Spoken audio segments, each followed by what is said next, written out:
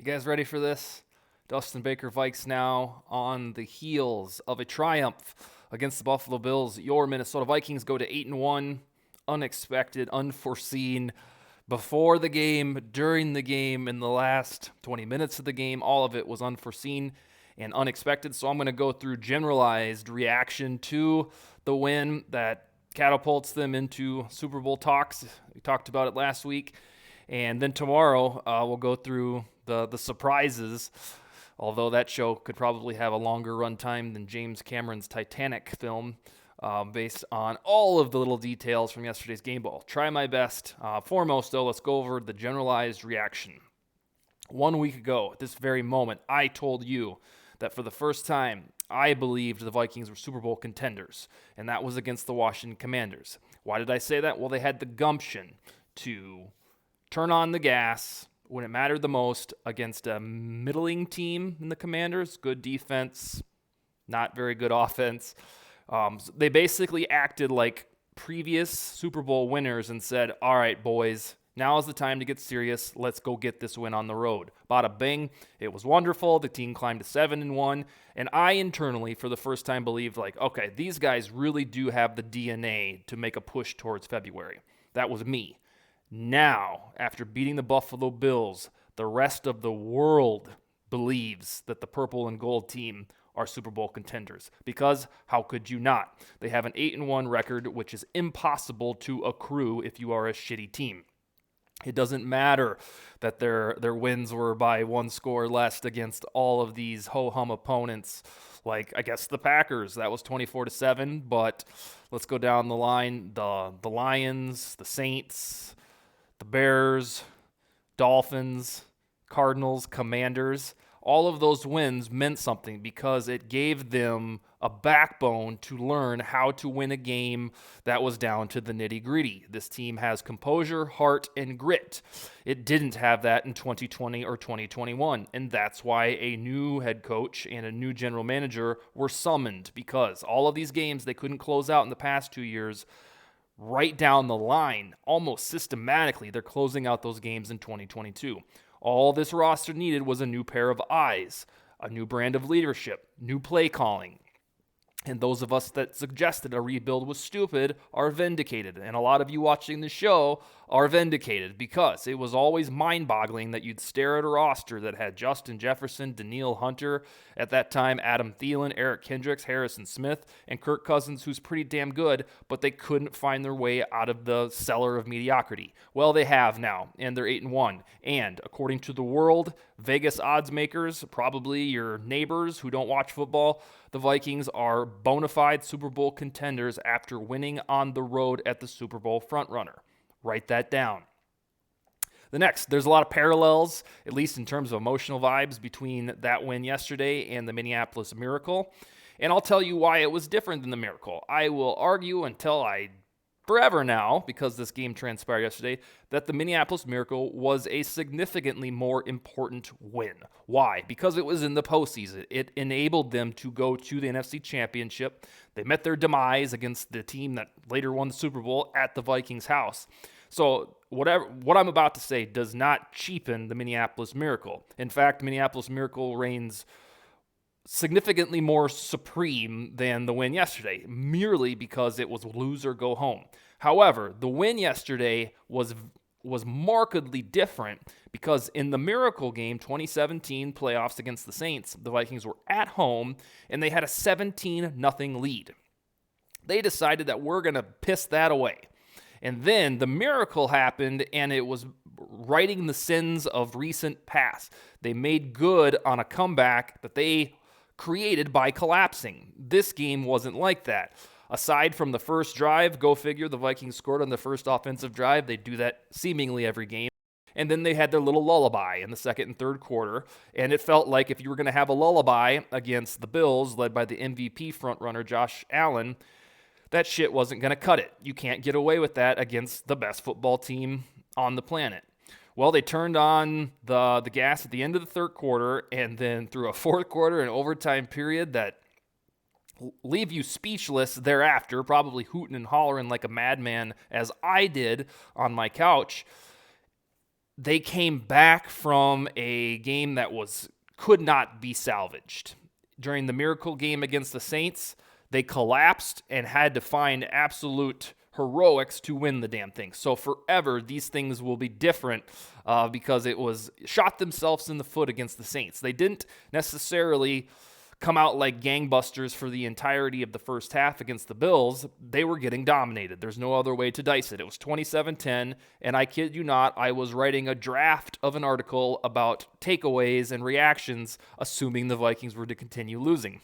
That was deleted. It will never be mentioned again, but I was seriously doing that. I wanted to get ahead of myself.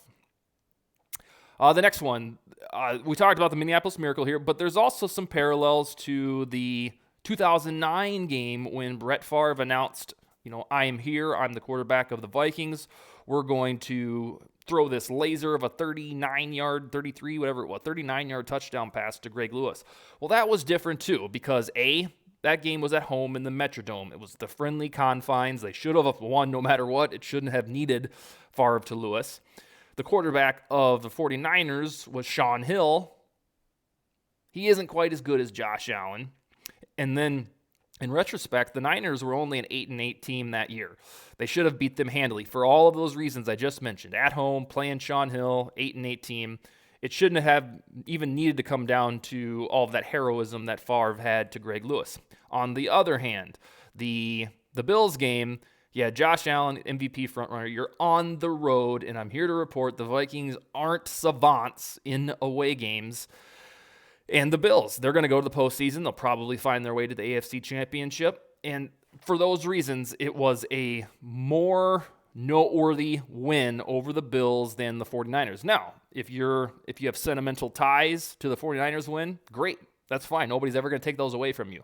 But in the broad scheme of regular season football, beating the Bills at Highmark Stadium was a bigger deal than chipping off the 49ers in week 3 or 4 or whatever it was at the Metrodome. Next, hopefully I'm not boring you guys. This is one of the coolest shows that I've done on this platform just because yesterday was so maniacal. All of the close games that the Vikings have played prepared them for the moment of the Bills. One of the criticisms and one of the reasons why nobody got really excited about the 7-1 Vikings is because, they're only beating teams that are not going to playoffs. They wait till they play the Bills. Well, they played the Bills, and they did the same shit that they did in all the rest of the games. That means something, and it was on-the-job training. A lot of the times in the 7-1 streak, they would get out to an 11-point lead, a 10-point lead, and then kind of like that Saints game I talked about, they'd lose it. But then they'd come back, gain their footing and win the fourth quarter. Well, we were told repeatedly by national pundits that wait until they play somebody, like we're going to just maybe keep them at 5, 6, 7 in the power rankings. Well, I don't know what other narratives you can find now because they beat the Bills at their house. The quarterback, his elbow didn't look too bad to the masses. The grand takeaway is that for all of the suspense-riddled thriller games that have occurred up until the moment the ball was snapped in Buffalo, it turns out that they were just practice to get to a game on the road that seemed unwinnable. Another interesting spot on this is that there still has been no complete game from the Vikings yet. And we are now over the halfway point to the regular season. The halfway point to the regular season happened at halftime yesterday for the folks who cared about that. But and this has been chirped about by folks like me, guys and gals, for about 3 weeks. Or I think even the team has said it. We still haven't seen a first quarter, second quarter, third quarter, fourth quarter domination from the Vikings. And I just don't know if that's going to show up. I don't know that it's worth your time to wait for the signature performance of spanking somebody's ass 44-10 because I don't know that Ed Donatell's defense really allows that. I think that we've seen enough where every game after week 2, you put the Eagles lost to bed, every game is the same. There's I think Nick Olson or somebody made a meme about it where first quarter, you're like, hell yeah, baby, this team's going to do it all. Second, third quarter, which is the most significant portion of the graph, is I don't want to live anymore. This sucks. And then the fourth quarter, you're jumping around. like a crazy person. And so I don't know that you're going to get a game where they just crush somebody. The schedule really doesn't look great for it. I don't think they'll crush the Cowboys, Patriots, or Jets. I guess perhaps the Colts, maybe the Giants if they collapse. But those are the stakes. I think that, me included, you want to see the Vikings just beat the pants off an opponent, and I don't know that that will show up because it probably would have already happened by now. Next, winding down, Justin Jefferson. You knew, because you watched this show going into the game, he was either number 1 or number 2 in terms of the best wide receiver in football. We knew that he was consistent as it gets. He's got the most 100-yard rushing games through 3 seasons of a career, receiving games through 3 years of a career than everybody now. But now he's turning into a clutch performer. And there are a lot of wide receivers who tabulate fancy 1,000-yard seasons, maybe even get over 10 touchdowns in a season. That's fine and dandy. But the Vikings are starting to look at Justin Jefferson like for his Michael Jordan-ish ways to close out games. And I don't know if wide receivers are famous for being clutch because usually you have to have a quarterback who's doing the thing, and the Vikings just so happen to have a quarterback who does the thing with clutch throws.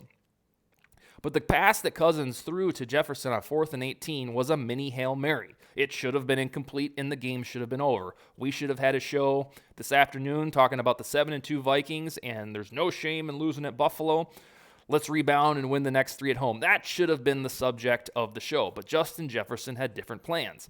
He had the Odell Beckham catch with a additional dude draped on top of the ball and still came down with it. So I don't know how much a wide receiver can be considered, a closer, but if there ever was one, at 23 years old, that's Justin Jefferson. So in addition to his, whatever he ends up with, 1,900 yards receiving, he's also somebody you can go to in the fourth quarter and know that when the game's on the line, he is that dude. I don't know that you would ever consider Chris Carter that or Randy Moss, clutch performers in that they make those type of catches at Buffalo. Of course, those two are Hall of Famers, and I'm sure maybe they would. Maybe they just didn't have those opportunities, but knowing that you have a Jordan-esque wide receiver when the game's on the line, it's going to win you ball games. You saw it yesterday. The third to last one is, I don't want to forget this, and I don't want anybody to tell you different, is that Dalvin Cook's 81-yard touchdown changed the game. At the time, I thought, all right, this makes the game look respectable. It makes it a little bit more interesting so that when the box score comes out, we don't look like buffoons. Looking back, we got the benefit of history elapsed now. That was the moment that the Vikings were not done yet. It was the catalyst to spark the comeback. An Adrian Peterson-ish 81-yard touchdown. It was the longest rushing touchdown by a Viking since 2012. And Adrian Peterson, he had a couple that were over 81 yards in his MVP season. Go figure.